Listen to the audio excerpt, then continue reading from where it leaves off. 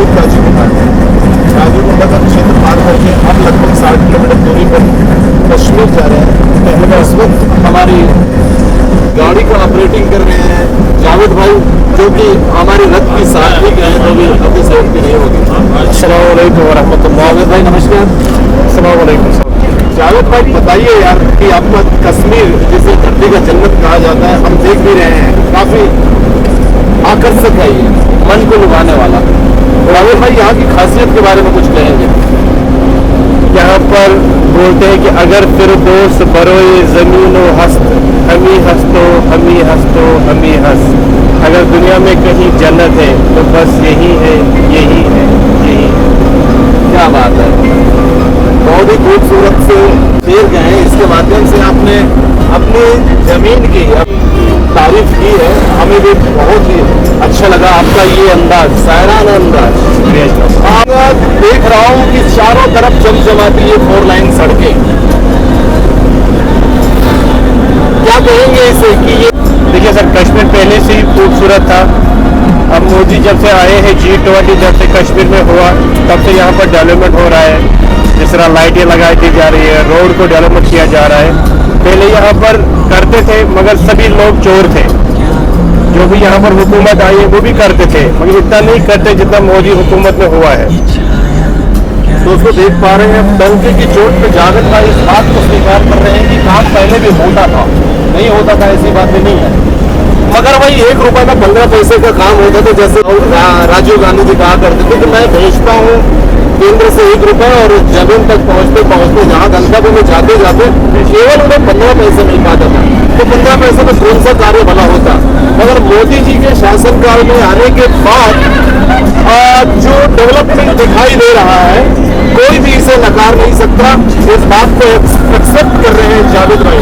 जावेद भाई की मुखर होकर इस वक्त की हुकूमत की तारीफ करना मुझे बहुत भाया, इसलिए कि जो आंखों के सामने हम देख रहे हैं उसे नजरअंदाज कैसे किया जाए। जो सच होगा वही बोलना है सर।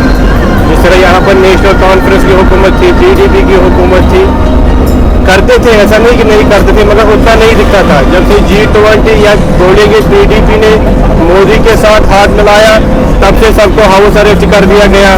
मतलब पहले समझ आ रहा है कि ये मिनिस्टर रोगी चोर थे। क्या बात है। अभी के टाइम पे यहाँ पर शुक्र अल्लाह का 2-4 साल से जिस तरह बहुत अच्छा खुश से हम जी रहे हैं, अच्छा काम कर रहे हैं, कोई टेंशन नहीं है, कोई ऐसा अटैक नहीं, कोई पथराव नहीं, कुछ भी नहीं, बिना टेंशन के सभी लोग चल रहे हैं।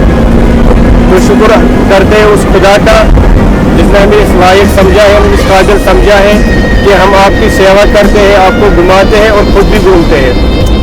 आज जैसे कि यहाँ के लोगों में हो सकती है धारणा हो कि हमारा सिर्फ कश्मीर हो, किस नजरिए से देखते हैं हिंदुस्तान के अंदर की कश्मीर को? यहाँ पर जो हमारी मुस्लिम कम्युनिटी जो बोलेंगे 99% या 90% है हमारी, तो उस वजह से है कि मुसलमानों को कुछ चीज़ें पसंद नहीं है। जिस तरह वाइन का शॉप यहाँ पर छोड़ देना, वहाँ पर छोड़ देना।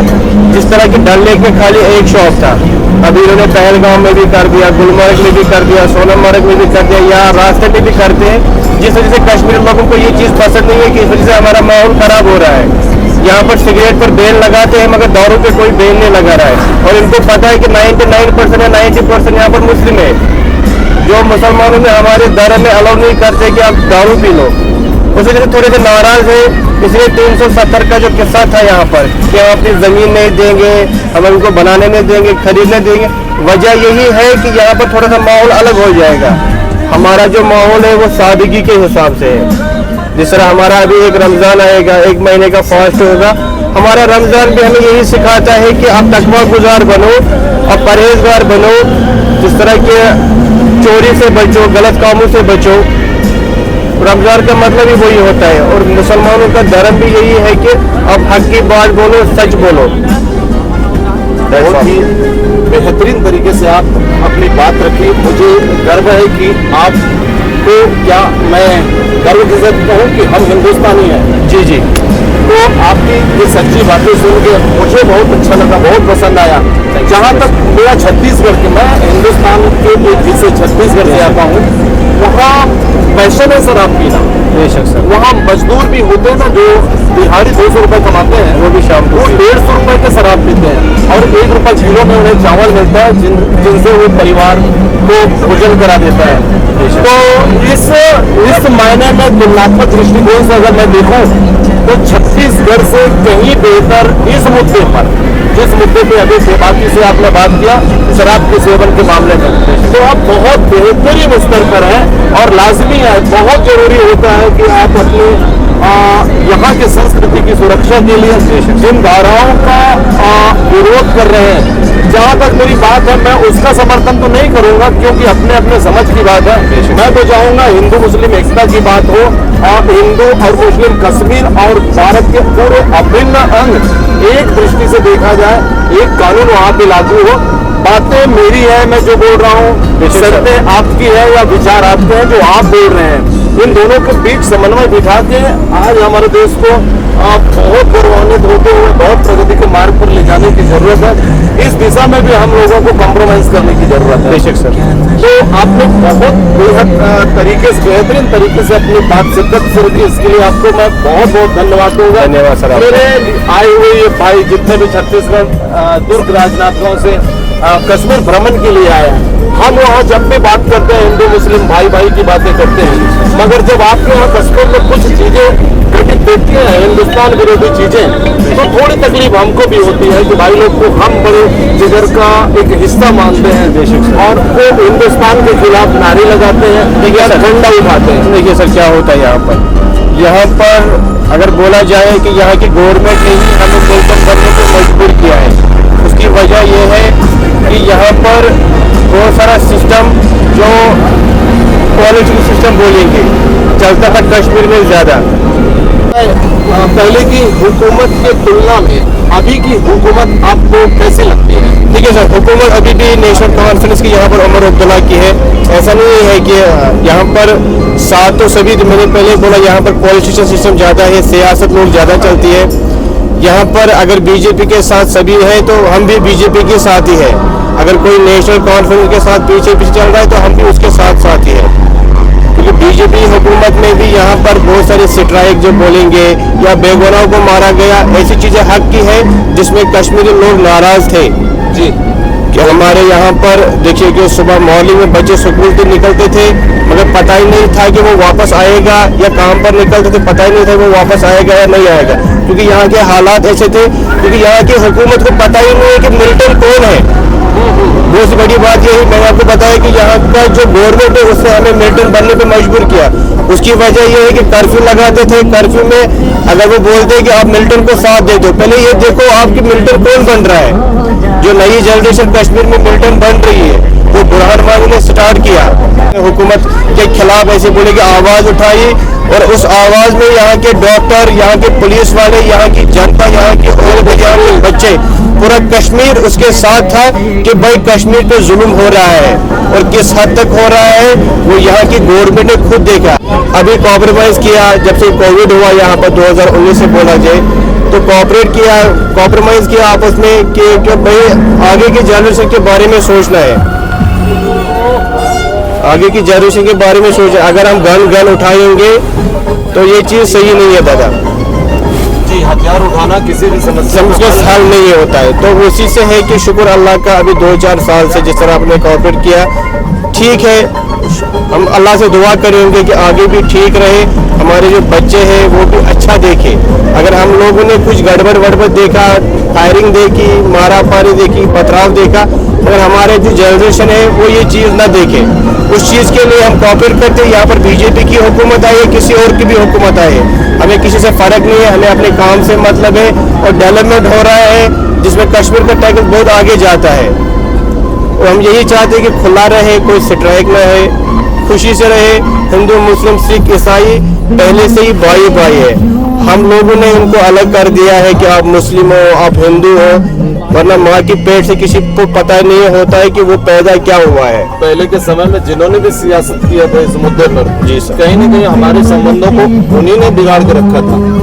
और मैं दूसरी बात कहूँगा, आपके सारे विचार का बहुत स्वागत है, सबके अपने विचार हैं और फ्रीडम ऑफ स्पीच यही है। दूसरी बात मैं कहूँगा, अगर यहाँ भारी अशांति थी, यहाँ हिंदुस्तान के साथ जुड़ के आपको सुविधाएं नहीं मिल रही थी या तकलीफें मिल रही थी, अब तो भाई कश्मीर को आप कैसे देखते हैं? देखिए सर, हम कश्मीर को अपना मानते हैं। जिस तरह पहले से कश्मीर में हिंदुस्तान पाकिस्तान का जो सिस्टम क्रिकेट मैच लगा है, ऐसे हम लोगों को भी वो उधर से इधर आधा उधर आधा इधर।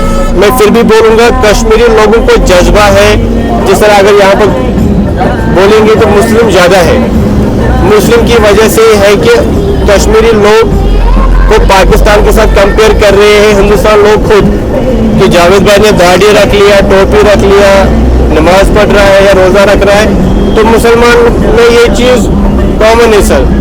इस चीज का बिल्कुल भी विरोध नहीं होना चाहिए, ये मैं एक्सेप्ट करता हूँ। इस चीज का स्वागत है, बहुत स्वागत है। आपके धर्म में सबको जीने का, स्वतंत्र रूप से जीने का अधिकार हमें हमारे धर्म के साथ साथ कॉन्स्टिट्यूशन भी देता है। बेशक मैं जो बातें आपसे कहना चाहूँगा अभी वो मेरे निजी प्रश्न है, अन्यथा न लेते हुए मुझे बताएंगे कि हिंदुस्तान का अभिन्न अंग है कश्मीर। जब हम ये कहते हैं तो इस पर आपके क्या विचार हैं? क्या सर, अगर पहले से 1952 में अली शाह जिन्ना ने यहाँ पर कश्मीर को या महाराजा हरि सिंह ने कश्मीर को दिया है हिंदुस्तान को, तो इस बात पे जो वो टॉपिक नहीं उठाएंगे। हाँ, अगर कुछ चीज़ों को बोला गया है कि सुकूत इस्तेमाल करो, अपने मुंह को ताला लगाओ, या मतलब जो भी बोला गया था कि नहीं भाई इस चीज़ को नहीं छेड़ा जाएगा, वही चीज़ें मोदी हुकूमत में हुई है, जिसमें छेड़छाड़ी जो बोलेंगे 370 का किस्सा या बहुत सारे जो उसमें मुद्दे आते हैं, उस चीज़ को हम नज़रअंदाज करके अभी चल रहे हैं। शुक्र अल्लाह का, जो भी जैसे चल रहा है ठीक है सर। जावेद भाई, कुछ जख्म या कुछ मर्ज या कुछ बीमारियां ऐसी होती हैं जिनके इलाज के लिए हमें कुछ अंग काट देने पड़ते हैं, ऑपरेशन करने पड़ते हैं। बेशक तो हो सकता है इसकी वजह से आज पथराव बंद हुआ हो। हमारा अभिन्न कश्मीर किन्हीं कारणों से अशांति की आग में जल रही थी, आज कहीं ना कहीं यहाँ शांति। मैं आपसे कश्मीर में आके एक भाईचारे के नाते इतनी भीतर की सवाल आपसे कर पा रहा हूँ। मुझे आपने कश्मीर में ये हिम्मत दिया है, ये मेरे लिए गौरव की बात है, और आपको मुझे फख्र है, तो आपको भी हिंदुस्तान पे फख्र है। देखिए सर, हिंदुस्तान पे फख्र तब होगा ज़्यादा जब मुझे उस चीज़ के लिए हिंदुस्तान ने आगे किया होगा। मैं आपको पहले ही बता रहा हूँ, कश्मीर में जितने भी लोग रह रहे हैं, यहाँ पर जितनी भी हुकूमत अभी हमारी आर्मी के अंदर है, यहाँ पर कश्मीरी लोग चाहता है कि ये इधर ना रहे, बॉर्डर पे जाए, क्योंकि उस आर्मी वाले को पता नहीं है कि मैं कौन हूँ, और वो हर किसी को मिल्टन की नज़र से देख रहा है। अगर आप मुझे शक की निगाह से देख रहे हो कि ये मिल्टन मत है, भाई आप बॉर्डर पे जाना जहाँ से मिल्टन लोग आ रहे हैं। इतनी आर्मी है हिंदुस्तान की, बॉर्डर पे लगाना श्रीनगर कश्मीर में क्यों रखा है ऐसे दायरे में? कश्मीर के लोगों की डिमांड यही थी कि भाई हम फ्रीडम चाहते हैं, अलग आज़ादी चाहते थे। जावेद भाई, सबका साथ सबका विकास की बातें मोदी जी करते हैं। अभी जो आपके और हमारे बीच कुछ ऐसे कारण हैं जिनको लेके संदेहास्पद तरीके से यहाँ एक तरह का अलग ऑपरेशन चलाया जा रहा है। इसी के मद्देनजर आपको मैं मानता हूँ तकलीफें हैं, लेकिन ऐसा भी सिचुएशन आज नहीं है कि सारे आर्मी को, सारे फोर्स को लेके हम बॉर्डर पर चले जाएं और यहाँ एक तरह से अशांति की ज्वाला में फिर से कश्मीर को झोंक दें। देखिए सर, आप पूरा वर्ल्ड घूम लीजिए, फिर कश्मीर आइए, आप बोलोगे सर जैसे बॉर्डर पे आ गए। ऐसा नहीं कि अगर ये डिस्ट्रिक्ट अनंतनाग है, बोलेंगे अनंतनाग में ज़्यादा मिलिटेंसी हो रही है तो अनंतनाग में हम रखेंगे मिलिटेंट या मतलब फोर्स को ज़्यादा नहीं। इधर हर जगह है, इतने लोग नहीं रहते हैं जितने आर्मी यहाँ पर है, और उतने मिलिटेंट भी नहीं है जितने यहाँ पर मिलिटेंट बनाए दिए जाते हैं। कश्मीर में मिलिटेंसी थी, अभी कश्मीर में मिलिटेंसी बोलते पीक पर है। पीक पर है, पीक मतलब बोलेंगे सब, पहले बोलते थे कश्मीर में कोई मिलिटेंसी है, मिलिटेंट होते हैं, अटैक होता है, वैसा वैसा। यहाँ पर ऐसे हालात भी हो गए कि ये सारा कुछ वो लग रहा था कि पाकिस्तान में ही घूम रहे हो भाई। हाँ, तो ये बदलाव आया।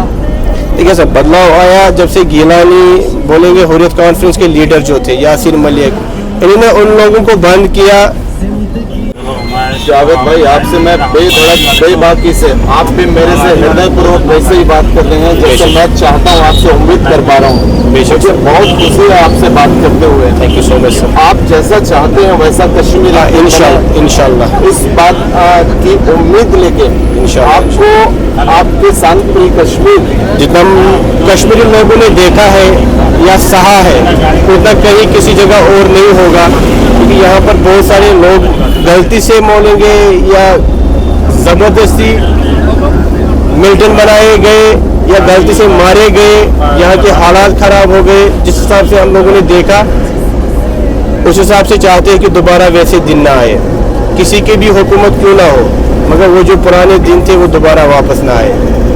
भाईजान मैं एक सवाल और करूँगा, बिल्कुल भी अन्यथा नहीं लेंगे? अन्यथा नहीं लेंगे सर। हम सनातन धर्मी हैं। जी सर। हम हिंदू धर्म को मानते हैं। जी सर। और आप मुस्लिम धर्म को मानते हो। इसका ये मतलब नहीं कि आप हमारे एंटी हो। तो आप अपने धर्म को मान रहे हैं, हमें गर्व होना चाहिए कि हमारे भारत में एक और धर्म है जो पैरेलल चल रहा है हमारे। एक बात मैंने भी कहा, आपने भी कहा, हिंदू मुस्लिम पहले से भाई भाई है। एक बात मैं कहना चाहूँगा कि सनातन धर्म की जब मैंने बात किया तो हमने हमारे बुजुर्गों से सुना है कि किसी जमाने में अगर वैदिक ज्ञान लेना होता था विद्वानों को, पंडितों को, तो वो भारतवर्ष के कोने कोने से कश्मीर आते थे वेद के ज्ञान लेने के लिए। देखिए ये बात आपने सच बताई, क्योंकि अगर देखा जाए पुरानी हिस्ट्री तो कश्मीर में शेखुल आलम, जिस तरह यहाँ पर एयरपोर्ट जो है श्रीनगर में, वो शेखुल आलम के नाम से है। शेखुल आलम जिस तरह हम बोलेंगे शंकराचार्य का भगवान है, वो केरला से पैदल आए थे दीन की दावत के लिए। इसी तरह हमारे मजहब शेखुल आलम जो थे, शेखुल आलम नूरुद्दीन नूरानी रहमतुल्लाह अलैह, जो एक बुजुर्ग थे जिसने कश्मीर में दीन लाया है। और कश्मीर में जिस हिसाब से उसने दीन लाया था, यहाँ पर पूरे कश्मीरी पंडित थे, पूरा कश्मीर जी।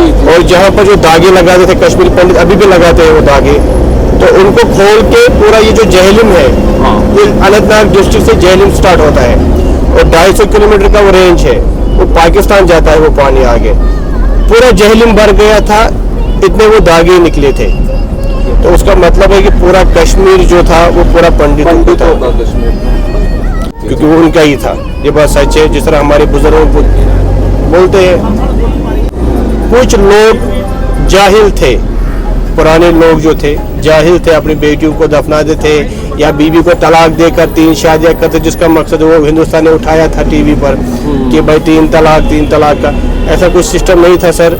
यहाँ पर एक मुसलमान 4 शादी, 5 शादी या 7 शादी कर सकता है उसके मजहब के हिसाब से। अगर उसको हिम्मत है एक शादी के बाद वो दूसरी शादी कर सकता है, क्योंकि उसका अपना वंश बढ़ाना है। मैंने आपको पहले ही बोला कि कश्मीर में या मुसलमान धर्म में, हमारे में बोलते हैं कि लास्ट में मुसलमान धर्म ही रहेगा, मगर आपको अपने वंश को बढ़ाना है, बच्चा बन नहीं करना है। जितना आप इसको बढ़ाओगे तभी आपका धर्म आगे चलेगा। अगर मेरे 2 बच्चे हैं, 4 होंगे, उसके भी 4 ऐसे चलेगा, तो वो एक वंश बढ़ता है, वृद्धि। हाँ, बाकी अगर हम जिहाद की तरफ जाएंगे तो बोलते हैं कि जिहाद होता है, जिस तरह मेरी शादी हो गई, मेरे मम्मी पापा, मेरे बच्चे हैं, अगर मैं उनको अच्छी तरबियत दूंगा, अच्छा आगे चलाऊंगा, वो सबसे बड़ा जिहाद है मेरे लिए कि मैं अपने परिवार के लिए कुछ कर रहा हूँ। बाकी ये गन उठाना, वो करना, हाँ अगर आप पे जुल्म हो रहा है तो आप आवाज़ उठा सकते हो। अगर जुल्म हद से भी ज़्यादा हो रहा है तब आप, जिस तरह उसने गन उठाया, आपको भी वो हक है कि आप भी गन उठाओ, मगर जब हद से ज़्यादा जुल्म हो, बेहतर होता है कि आप सबूत इस्तेमाल करो। अगर कोई गलती करता है उसको यहीं से माफ़ी मांगो, दीन की दावत दो। जब आप खुद एक अच्छे मुसलमान होंगे तभी आप उसको अच्छे दीन की दावत दे पाओगे। अगर आप खुद दारू पी रहे हो तो उसको क्या बोलोगे, भाई मेरा मजहब ज्वाइन करो। बहुत अच्छा लगा आपसे बात करके। आपने अपने दिल की सारी बातें और अपने कश्मीर के संस्कृति की सारी बातें करी। मुझे जिस प्रकार से आपसे उम्मीद थी आपने वैसा ही मेरे साथ गुफ्तगू किया। बहुत धन्यवाद आपको। धन्यवाद सर। बहुत बहुत धन्यवाद आपको। मैं कैमरे में कैद करके अपना छत्तीसगढ़ ले जा रहा हूँ इंशाल्लाह। और सभी से मेरी ये गुजारिश है कि आइए, कश्मीर आइए, कोई टेंशन नहीं है, अच्छा माहौल है, खुशी से आइए। हम लोग आपके अपने हैं और आप लोग हमारे अपने हो। जब आप इधर आओगे तभी कश्मीर चलेगा, तभी डेवलपमेंट होगा, तभी आगे जा पाएंगे, वरना कश्मीर हिंदुस्तान से कम से 10, 30, 50 साल पीछे है।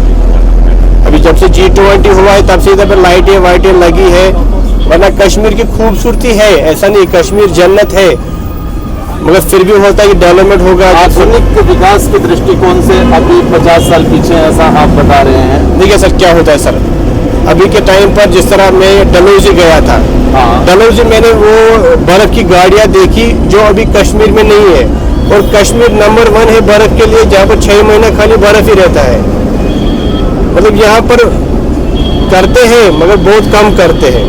जिस तरह इंडस्ट्रीज नहीं है, बोलते 370 के बाद इंडस्ट्रीज बनेगी, वैसे वैसे बनेगा, कुछ नहीं हो रहा है। अभी भी लोग डर रहे हैं। हाँ, इंडस्ट्रीज आने के लिए तो इंडस्ट्रियल यहाँ पे बेताब खड़े हैं, लेकिन उनको ऐसा माहौल तो मिले कि निश्चिंत हो कि यहाँ पे इंडस्ट्री डाल सके। इसीलिए आज बुरहान आग वाली की जैसे आपने बात किया, उनको आप कितना जानते हैं हम नहीं जानता, बेशक सर, और उनके बारे में हमने बहुत कुछ सुना भी नहीं। हमें इतना बताया गया कि बुरहान आग वाली नेशनलिस्ट थे। तो देखिए आज जावेद भाई के मुंह से अगर कुछ गलत निकलेगा, गूगल बाबा झूठ नहीं बोलता है। गूगल बाबा से देखो कि कश्मीर में क्या हुआ है, यहाँ पर मिलिटेंसी कैसे आई है, कौन कौन से मिलिटेंट बन रहे हैं, कितने साल के बच्चे बन रहे हैं। देखो पहले तो पाकिस्तान आपको सपोर्ट कर रहा है, वो बात अलग है। पाकिस्तान तभी सपोर्ट करेगा, वो एक मुसलमान धर्म है, वो आपको इसलिए सपोर्ट कर रहा है कि आप मुस्लिम हो। अगर आप हिंदू हो आप जाओगे नहीं वहाँ पर, आप तो आर्मी वाले से मदद मांगोगे। और हम लोग यहाँ पर रहकर भी आर्मी वाले से बात नहीं करते, उसकी वजह ये है कि वो हमें शक की निगाह से देखता है, बात नहीं करेगा। सब वो बोलेगा मैं ड्यूटी पर हूँ। देखो मैं बचपन से इधर, मेरी एज अगर 30 साल के, मैं श्रीनगर का बंदा हूँ, डाउन टाउन में रहता हूँ। इतना पथराव किया है और हक पर किया है। और जब यहाँ की हुकूमत ने बोला कि आपको पैसे मिलते हैं पथराव करने का, फिर छोड़ दिया। फिर उसके बाद पथराव नहीं हुआ, किसी को पैसे नहीं मिलते थे। मगर यहाँ के हालात खराब ज़्यादा यहाँ की हुकूमत ने किया है। हम लोगों को मिल्टन यहाँ की हुकूमत ने बनाया है। अगर अनंतनाग में कुछ होता है, पुलवामा में कुछ होता है, तो श्रीनगर में हम बंद कर देते हैं। वरना मोदी जी की भी हुकूमत में इतना नहीं था पावर कि वो बोलते हैं कि घंटाघर में देखूंगा किसने माँ का दूध पिया है, वो घंटाघर के में वो झंडा उतार के दिखाए। मगर यहाँ पर जो झंडा था वो लाल चौक के घंटाघर पर, वो पाकिस्तान का झंडा था, कोई हिंदुस्तान का झंडा नहीं था। तब से मोदी हुकूमत कहाँ थी? हाँ, जब से मोदी हुकूमत यहाँ पर आई, पहले तो मिनिस्टर लोगों को भी बंद कर दिया गया। वो उसका मतलब हुआ कि यहाँ के जो मिनिस्टर थे वो भी चोर थे। और कश्मीरी लोगों ने फिर से उमर अब्दुल्ला को मिनिस्टर बनाया। उमर अब्दुल्ला जो नेशनल कॉन्फ्रेंस के लीडर अभी जो है, अभी कैसा चल रहा है उमर अब्दुल्ला? जो पुराने काम जो थे उसी चीज को ये ठीक कर रहे हैं। 5 साल में इनका यही सिस्टम रहेगा। और ये बोलते हैं स्टेटहुड वापस लाएंगे, जिसको 370 का जो किस्सा है, उसी चीज पे अब मकसद है कि भाई इस चीज को हम वापस लाएंगे। इसीलिए कश्मीरी लोगों ने उमर अब्दुल्ला को चुना है फिर से। उम्मीद है हम चाहते हैं कि हम खुशी से रहे, किसी बेगुनाह को ना मारा गए और न किसी को मिलिटेंट बनाया जाए। देखो सर, जब मेरे घर के हालात सही नहीं रहेंगे, मैं मजबूर हूँ मिलिटेंट बनने के लिए। मेरे 2 बच्चे हैं, मेरे माँ बाप है, भाई है, 2-3 बहनें हैं। जब मैं उनका अच्छा नहीं सोचूंगा, जब इधर पूरा स्ट्राइक कर्फ्यू रहेगा, मैं चोरी करने के लिए मजबूर हूँ। तो मैं अपने परिवार के लिए मैं कुछ भी कर सकता हूँ। फिर उसमें होता है कि भाई आप पे क्या बीती है, आप पे क्या बीते है। यहाँ पर जो PSA लगाया है उसमें इंसान बोलता है जो मुझे हर हफ्ते जाना है पुलिस स्टेशन, उससे बेहतर है ना कि गाने ले लूँ, या तो मरूँ तो या तो मर जाऊँ। क्योंकि यहाँ पर हिंदुस्तान ने हमें, अगर हिंदुस्तान का ही बोलेंगे, थोड़ा सा वो माइंड डाइवर्ट करके हम लोगों को ही मिलिटेंट बनाया था, सीधा टारगेट लगा दिया कि भाई आप मुस्लिम हो, आप ही खाली मिलिटेंट बन सकते हो। आप पे इधर माथे पे दाग लिखा है कि आप मुजाहिद हो। वो मूवी में भी दिखाते हैं, उसमें भी अगर मिलिटेंट कोई होता है ना, वो मुसलमान ही होता है। भाई मुसलमान ऐसा नहीं है, मुसलमान का भी अपना फर्ज है अपने माँ बाप का, अपने बच्चों का, अपने परिवार का। हमारे में बोलते हैं कुरान में, या अय्युहल्लज़ीना आमनू कू अनफुसिकुम व अहलिकुम नारा, ए ईमान वालों अपने आप को और अपने परिवार को नारम की जो जहन्नम की आग होती है उससे बचाओ। उधर कहीं नहीं लिखा है कि आपको गन उठाना है उसी से आपको जन्नत मिलेगी। बाकी यहाँ पर जो है वो बोलेंगे एक मूवी चल रही है कि हिंदू मुस्लिम के साथ वो आपस में जबरदस्ती करा रहे हैं। मतलब जो दिल का रिश्ता है इंशाल्लाह वो कभी न खत्म होगा। ऐसा नहीं कि आप हिंदू हो मैं मुस्लिम हूँ, कभी ऐसा दिमाग में था ही नहीं, ना रहेगा। हमारे बीच एक धर्म और है, वो है इंसानियत का। इंसानियत सबसे बहुत बड़ी चीज़ है जो इंशाल्लाह हमेशा कामयाब रहेगी और हमेशा जिंदा रहेगी। फारूक अब्दुल्ला साहब का एक बयान बहुत ही मुझे खूबसूरत लगा था, वो सुना था मैंने कि हिंदू मेरी आंखों में अपने राम को देखता है और हम हिंदू की आंखों में अपने अल्लाह को देखते हैं। देखिए हमारे कुरान में है, पहला वर्ड जो होता है हम पढ़ते हैं बिस्मिल्लाहिर्रहमानिर्रहीम। उसका मतलब है शुरू करता हूँ अल्लाह के नाम से जो बड़ा मेहरबान निहायत और रहम करने वाला है। उसमें होता है कि आपको रहमान भी आता है, रहीम भी आता है।